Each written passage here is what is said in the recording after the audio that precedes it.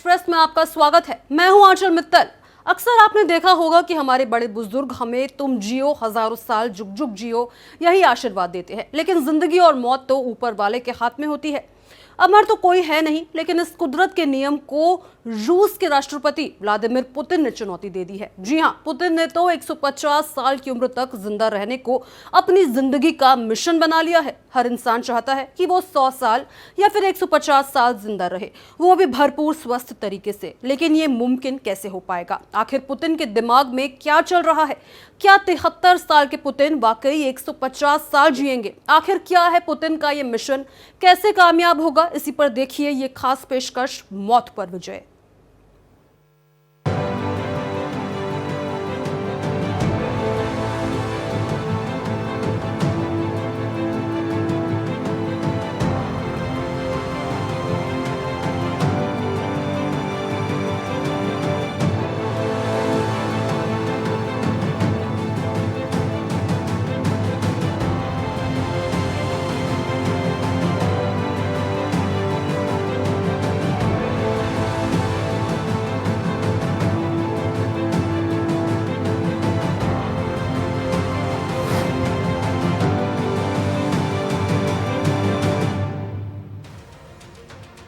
रूस के राष्ट्रपति व्लादिमीर पुतिन की राजनीतिक इमेज जितनी अनुशासित और ताकतवर नेता की है, उनकी पर्सनल लाइफ उतनी ही ज्यादा सीक्रेट है।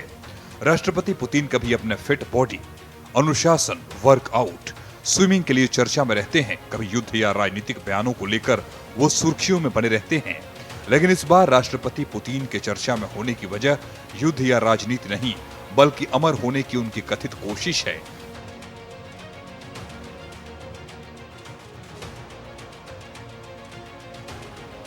दरअसल रूस इन दिनों उम्र बढ़ने की प्रक्रिया को धीमा करने और लंबी उम्र से जुड़े शोध पर तेजी से काम कर रहा है।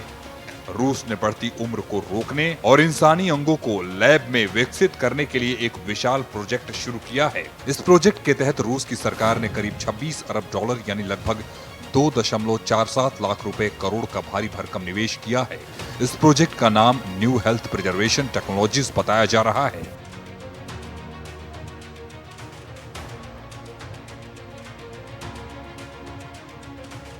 रूस के इस मिशन के तहत वैज्ञानिक विशेष प्रजाति के सूअरों के भीतर इंसानी लीवर, किडनी और दिल जैसे अंग लगाने की तकनीक पर शोध कर रहे हैं। इसके अलावा प्रोजेक्ट में gene therapy, 3D bio printing और क्रायोथेरेपी जैसे हाईटेक सिस्टम का इस्तेमाल किया जा रहा है। रूस का लक्ष्य 2030 तक पूरी तरह से इंसानी अंगों का रिप्लेसमेंट तैयार करना है। इस तकनीक से कोशिकाओं के बूढ़े होने की प्रक्रिया को धीमा किया जा सकेगा, जिससे आने वाले समय में ऑर्गन ट्रांसप्लांट के लिए अंगों की कमी को दूर किया जा सके और लाखों लोगों की जान बचाई जा सके। रूस के डिप्टी साइंस मिनिस्टर डेनिस सेकेर्निस्की ने अप्रैल में कहा था कि वैज्ञानिक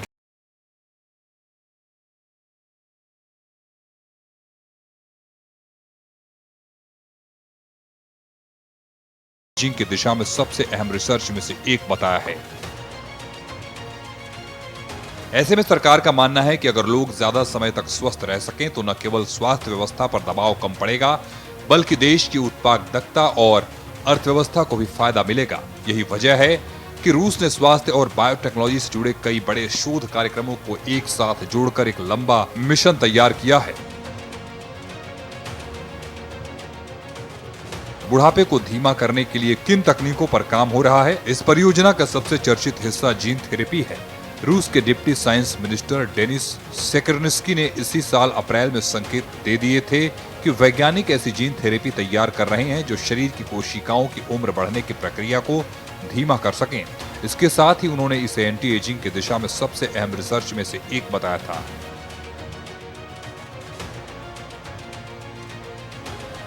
वैज्ञानिकों के मुताबिक हमारे शरीर में receptor for advanced glycation end products यानी रैगा नामक का एक जीन होता है जो उम्र बढ़ने के साथ शरीर में सूजन और कोशिकाओं के डैमेज होने के लिए जिम्मेदार होता है।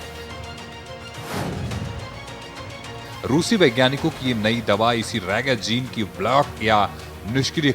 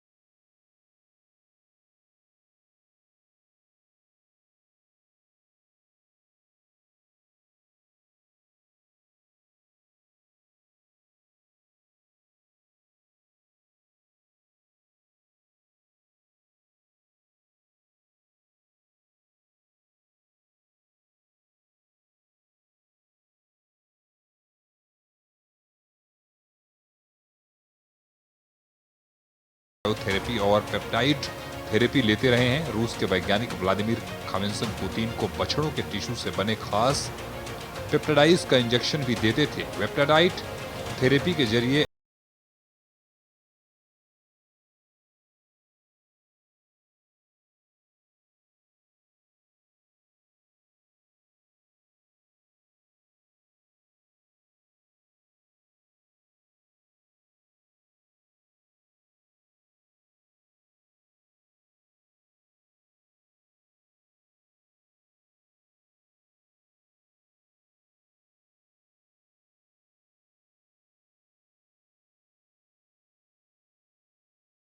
शरीर को करीब -112 डिग्री सेल्सियस तक के तापमान में कुछ समय रखा जाता है।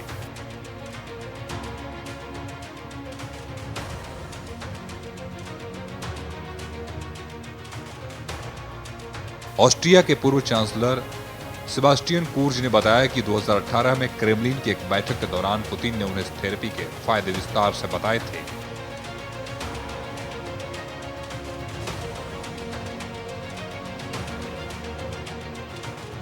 पिछले साल सितंबर में बीजिंग में द्वितीय विश्व युद्ध की समाप्ति की 80वीं वर्षगांठ मनाई गई थी। इस दौरान चीन ने विशाल सैन्य परेड आयोजित की थी, जिसमें रूस के राष्ट्रपति पुतिन मेहमान बनकर गए थे। इस बीच जब पुतिन चीन के राष्ट्रपति शी जिनपिंग और उत्तर कोरियाई नेता किम जोंग के साथ तियानमेन स्क्वायर पर चल रहे थे, तब उनकी बातचीत एक माइक्रोफोन ने पकड़ ली थी। उस दौरान पुतिन के ट्रांसलेटर ने चीनी भाषा में कहा कि अगर मानव अंगों को लगातार प्रत्यारोपित किया जा सके तो आप जितना चाहे उतने लंबे समय तक जी सकते हैं, यहां तक अमरता भी संभव है।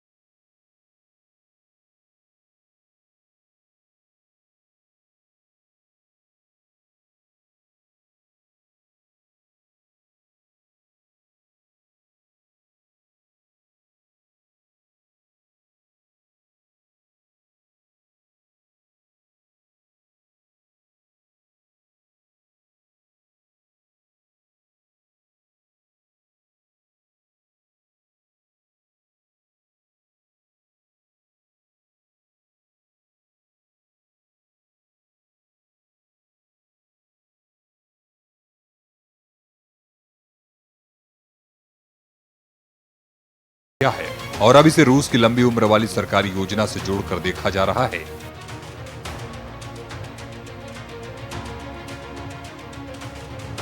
रूस एक बड़ी वजह देश में घटती लाइफ एक्सपेक्टेंसी भी मानी जा रही है। ऐसे में सवाल उठ रहे हैं कि क्या इस महत्वाकांक्षी एंटी एजिंग रिसर्च में राष्ट्रपति व्लादिमीर पुतिन की व्यक्तिगत दिलचस्पी भी शामिल है? क्या वो उम्र के असर को कम करने वाली तकनीकों को लेकर विशेष रुचि रखते हैं, या इसके पीछे केवल राष्ट्रीय स्वास्थ्य और जनसंख्या से जुड़ी चिंताएं हैं?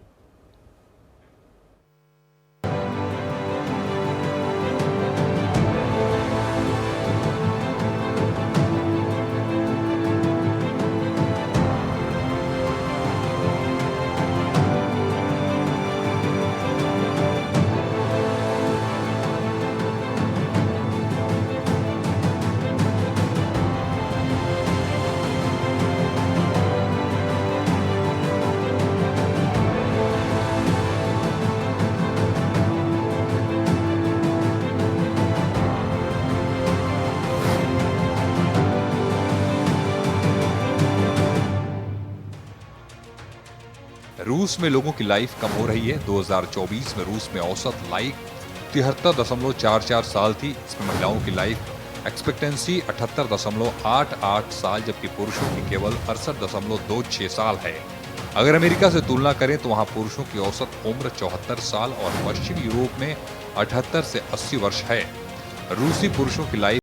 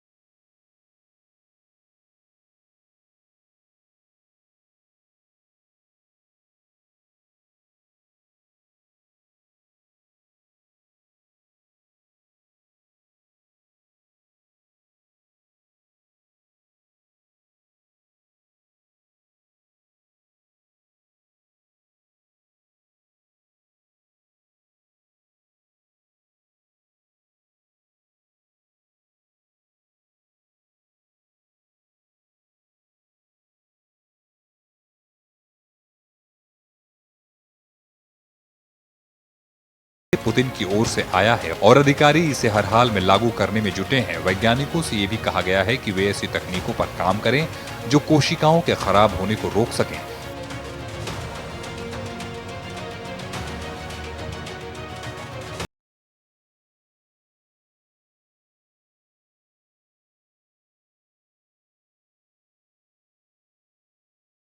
की कमजोरी को कम कर सकें, इम्यून सिस्टम को मजबूत बना सकें और बायो प्रिंटिंग जैसी आधुनिक मेडिकल तकनीकों को आगे बढ़ा सकें।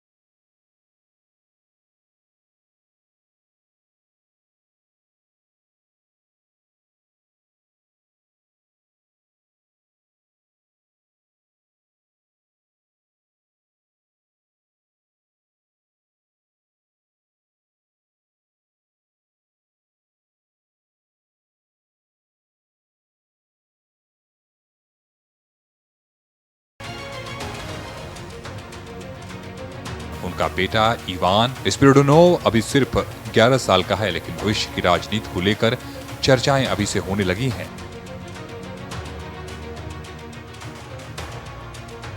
असल में पुतिन की सेहत को लेकर उनकी तैयारी सिर्फ नीतियों तक सीमित नहीं है। उनके महलों में हाईटेक अस्पताल बनाए गए हैं ताकि किसी भी स्थिति में उन्हें तुरंत इलाज मिल सके।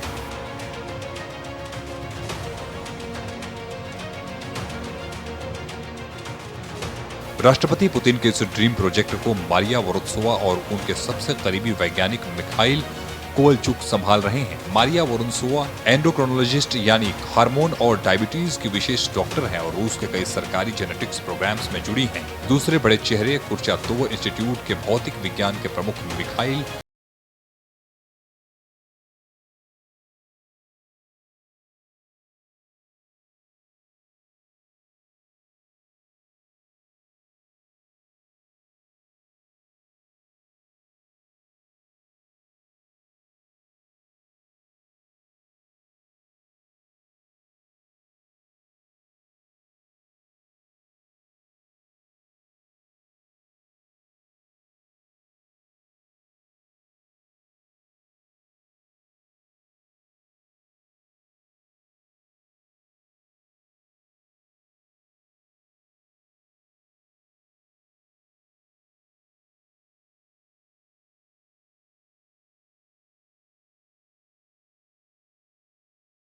उन्होंने पुतिन को पुराने सोवियत नेताओं से बेहतर बताया था। पुतिन और उनकी करीबी अलीना कवायेवा दोनों खाविंसन के एंटी एजिंग कॉकटेल का इस्तेमाल करते रहे हैं, जो सोवियत सेना के समय से तैयार किए गए थे।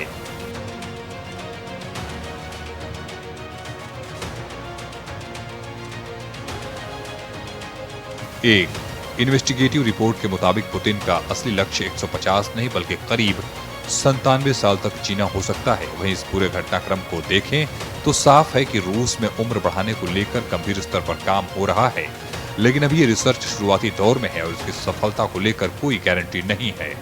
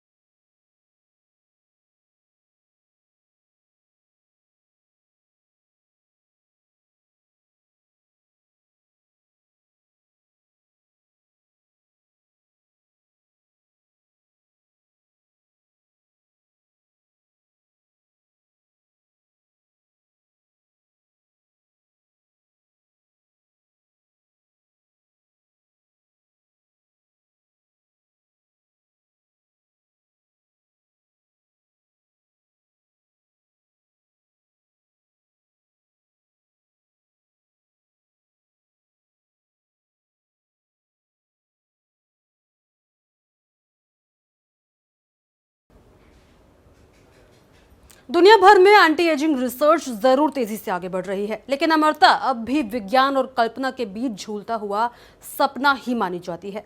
फिर भी रूस का ये 26 अरब डॉलर का मिशन दुनिया को ये जरूर दिखा रहा है कि आने वाले समय में लंबी जिंदगी सिर्फ मेडिकल रिसर्च का विषय नहीं, बल्कि वैश्विक राजनीति और ताकत का नया मैदान भी बन सकता है। हमारी इस खास पेशकश में फिलहाल इतना ही। बाकी की देश और दुनिया से जुड़ी तमाम खबरों के लिए बने रहिए भारत एक्सप्रेस के साथ।